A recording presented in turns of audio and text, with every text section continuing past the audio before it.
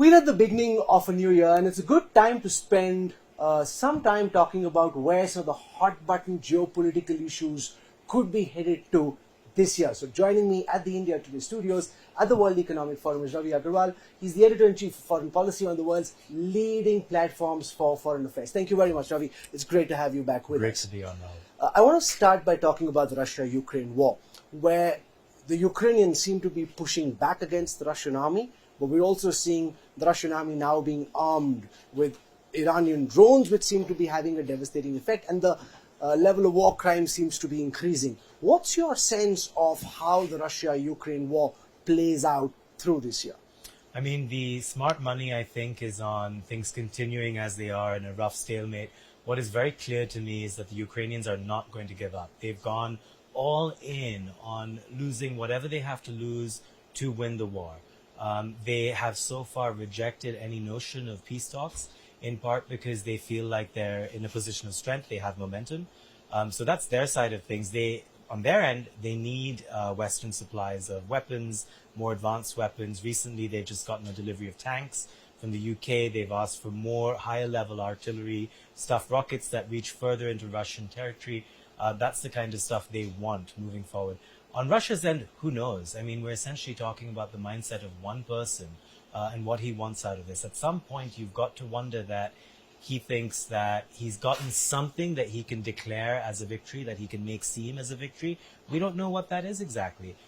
We've begun to hear rumblings that the Russians might want to talk at some point, but this only works if both sides want to talk. So we need the Russians to need it as much as the Ukrainians do. We're not there yet. We're also seeing NATO countries offer arms to Ukraine, which was so far off the table. Increasingly, tanks being given, which earlier was seen as NATO being dragged more deep into the conflict, which NATO was trying to avoid. How high, according to you, is the probability of the conflict escalating this year? It's fairly high. It's as high as it was even last year. I mean, you know, there's still the imminent risk of Russians using a tactical nuclear device, of them feeling like their backs to the wall in a certain part of territory that they've occupied. We know that they have chemical and biological weapons that they may choose to use, as they have, by the way, in places like Syria. So, in a sense, nothing is really off the table. Putin doesn't want us to think otherwise because he wants to use those things as a deterrent. So there's a high degree of possibility of things escalating. And that, by the way, is the reason why the West isn't more involved than it is. The reason why the US doesn't formally have boots on the ground is exactly that reason. They want to prevent a larger escalation. That is Putin's trump card, in a way. He needs this to be as isolated as it possibly can be. We've seen lots of generals being shifted around in the Russian army, clearly as a consequence of not being able to deliver military victories. Is Putin as much in control of the Russian state as he was in the past, or is his control slightly more shaky than it has been? I'm asking essentially to know whether you think that there could be some kind of a move from within the Russian state which sees Putin being unseated. So there are two ways of looking at this. I don't think there's an imminent coup that we can think about in Russia. I think over the last 20 years, Putin, as paranoid as he is, has been very good at ensuring there's no clear line of succession. There's no cabal of people who could possibly unseat him. He has coup-proofed his regime as much as you can imagine. That doesn't mean, however, that he has generals who can speak truth to power. Like many all-powerful leaders, people are scared to tell him the truth. So he has, I think, to this day, not gotten a level-headed, clear-eyed assessment of Russia's military capabilities. That is why they've performed as badly as they have. That is why he's had to replace generals as often as they have. And really, they've made rookie mistakes right from the start. You speak to American generals, and they will tell you that, you know, things as simple as having troops go out ahead of the tanks instead of the other way around, you know, they keep making rookie mistakes, and it makes you wonder why. And I think part of it is lack of training, lack of supply chain knowledge over the years, lack of usage over the years, and lack of honesty. Let's spend a moment on China. COVID is spreading fast through mainland China. The economy is also now open and therefore bouncing back. We're seeing commodity prices shoot, and the Chinese economy get a bit of an uptick as a result of the fact that they're now open. Where do you see China go from here? Is Xi now more moderate? There's a lot of reports coming in about how he seems to no longer be taking the kind of extremist position, seems to be dialing back on some of his mistakes. Well, it seems like he's heard what the people want in some cases. So only in the case of zero COVID, I think he has heard the people protest last year. He has used those protests as a means of guessing that the people's risk assessment has changed. So that means I think most Chinese people now, they want to be able to move around. They want to be able to travel. They want an end to zero COVID. So she's admitting, in as much that, I was able to save you from COVID all these years. Now we're going to open things up. China will have, The Economist predicts, for example, as many as 1 million deaths this year. It seems to me, however, that the Chinese people are understanding of that risk and they're okay to go ahead with it anyway. That explains Xi's decision to me. But on other issues, I wouldn't expect too much change in China. I mean, there's some moves to maybe step back on so-called wolf warrior diplomacy. But you look at the personnel involved, and it's all the same people. Ambassador Qin Gang, who was in America until recently, is now foreign minister. There are a lot of people who have been known to be very aggressive in their foreign policy, and they've been elevated. We saw recently a confrontation between the Indian and the Chinese armies in Tawang. From where you're sitting, how do you assess the risk of a military confrontation between the Indian and the Chinese armies becoming much bigger than what we've seen since Galwan? Well, I think the question there is who moves first to try and make it bigger. My sense is, on India's side, it has little to gain by really trying to push beyond what it had before. So I think from India's stance, it really just wants to secure the territory it did have, and it wants to not publicly acknowledge any losses. On China's case, it's much trickier because it's unclear to me how much this matters to them. I mean, what really matters to them longer term is Taiwan. And I think that is where, in terms of military tactics, their laser focus is going to be. I do think India is a much smaller part of territory for them. It is in Chinese folklore, those areas are not referred to in the same way as Taiwan is, which is deeply, deeply important to the Chinese psyche, to the idea of one China, in a way that India isn't. So I do not view India as a flashpoint for China in a serious way. It's not something that'll break out in a big way. After Senator Pelosi, when we saw the PLA enforce a naval blockade around the Taiwan Straits, displaying their military capabilities, do you see Xi in his third term wanting to make a move for Taiwan, or given what's happened between Russia and Ukraine, do you think the project to take over Taiwan is now being pushed into an indefinite future? So that's the money question. I wish we knew the answer. I think the Chinese are looking at Ukraine very closely. They are looking at the way in which the West coalesced to come around and support Ukraine. They're looking at polling in America. I mean, Americans are broadly supportive of sending more arms to Ukraine. Remember, in America, the war in Ukraine is framed as a democracy versus autocracy grand fight. Taiwan falls into the same prison. So if you look at the lessons from Ukraine, you would imagine that the American people would actually be supportive to some extent of supporting a Taiwanese fight for survival. So in that sense, I think the Chinese would be less likely than they were before to try and take Taiwan. That said, much of it is a military assessment, week to week, month to month. Both sides play out war games all the time. In many of these war games, mostly China ends up winning, but America does win sometimes as well. So it really is a question of a whole range of other parameters for the Chinese, including the economy. I don't think it's going to happen this year. I think the priorities for Xi this year are different, mostly economic. He needs things to get back online. Remember, COVID led to a 2 percentage point drag on China's GDP. I think that's going to be their biggest focus this year. We also saw protests in China, Yeah.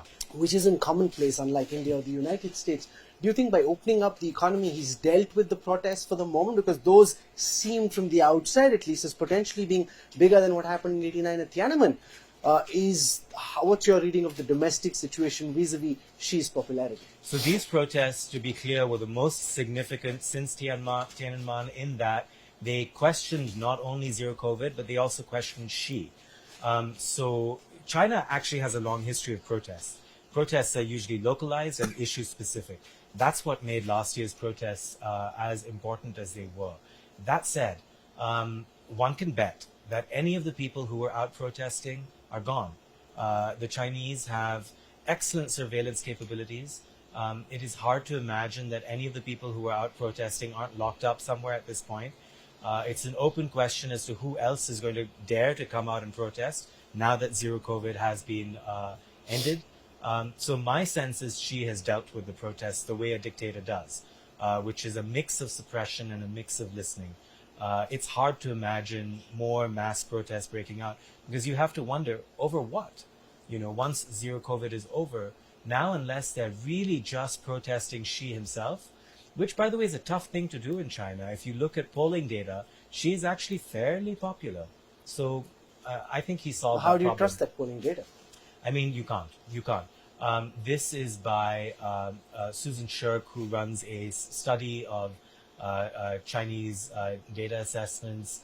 I trust her, but her sense is that, Xi's standing is fairly robust. So as much as you can trust any data out of China, that's something that one data point I've heard.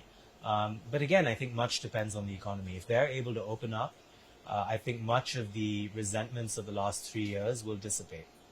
Let's spend a moment on India. This is the year of the G20 presidency for India. Prime Minister Modi made a big pitch for the Global South just last week. What's your sense of how this year is likely to pan out from an Indian perspective, given that this is the big year of India being the G20 president and the SCO chief? Yeah, it is a big year for India. I think the whole world is looking to India for a sense of leadership, for a sense of an agenda for the G20. Foreign Minister Jaishankar has already said that he intends for Delhi to be the voice of the Global South. I think that's going to mean, an important stance in climate change negotiations, in trade negotiations. India's friendship, I think, with America is going to help it in this regard.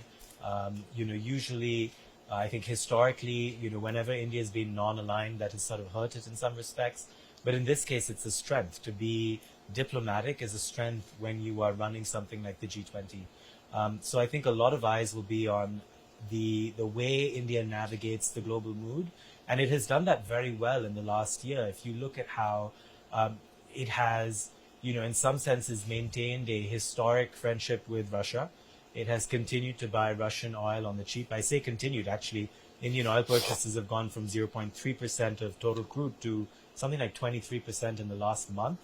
So a dramatic rise. And it has done all of that while remaining very friendly with America. So in that sense, it is from an Indian perspective, a diplomatic feat. The question now is whether it is able to leave a legacy in terms of the G20. Indonesia was, when it had the G20 presidency last year, was really thinking about a legacy in terms of what people will remember it for. I think that's what the Indians will be looking to do. What do you think India's legacy at the G20 could be as its president? Well, I would imagine we've seen a real move towards deglobalization in the last year, 5 years, given COVID. I suspect that will be an area where India might like to try and reverse course to some extent. India has been at the forefront of what we've begun to call mini-lateralism. So these smaller groupings, I2, U2 with Israel, UAE, US, the Quad, of course. So India might sort of use that as a means to maybe even reshape how countries speak to each other. I imagine climate change will be front of the agenda in some form. Last year's big change was an agreement on loss and damage payments. I think if India is able to show some leadership in terms of what those payments look like, who gets those payments, it's outside the G20 framework, but still an important part of it because ultimately those are the countries you need to pressure. So those are some of the things I imagine that will be on the table. Let's spend a moment on the United States. Gideon Rahman had a piece out where he says that Biden could go down in American history as one of the country's greatest presidents ever. Now, just seeing his mannerisms and his profile, that's not really the sense he conveys that here is one of America's great presidents. How do you assess the Biden presidency, given that it is now increasingly clear that President Biden will seek re-election? Yeah, I mean, I think he's days or weeks away from announcing formally that he will seek re-election. I think broadly, at a domestic level, he has achieved some great successes. The fact that they were able to pass the Inflation Reduction Act is just seismic. Not only for inflation, even though the effects there were minimal, mostly climate change. I mean, the investments into climate initiatives, into green energy are something totaling around $400 billion. That is immense from an American standpoint. I know that European and Asian allies are calling it protectionist, but frankly, you need competition when it comes to climate change, and that's a good thing. Semiconductors, massive, I think $50+ billion investment, really ramping up competition with China there. So there are some big successes. They've managed to get out of COVID in a way that I think was relatively successful compared to the rest of the world. Those are things I think that the people will remember come polling day. Foreign policy is a bit more mixed. I think America's done very well on Ukraine, as much as it could. It is a mystery to me still what America's China policy is. I think this will be the defining foreign policy issue for America over the next 20, 30 years. And what's unclear to me is, does America want to contain China? Does it want China to keep growing and just not be a military threat? Where the rest of the world fits into all of these things, increasingly unclear to me. So the jury's out there. Now, let's spend a moment on that. The idea that there could be two blocks, the United States leading one block on one side, China, Russia, Iran on the other, and a second two competing blocks. Now, what we're seeing just recently is China make some mitigating noises. America, too, not very keen on pushing that divide very clear. Do you see China and the United States coming closer or drifting further apart this year? Oh, they're certainly drifting further apart. There's just no two ways about it. One of the few things Republicans and Democrats agree on is how tough to be on China. I mean, the disagreement is on degrees of should we be tougher or not. That to me is frankly a little disappointing to see because,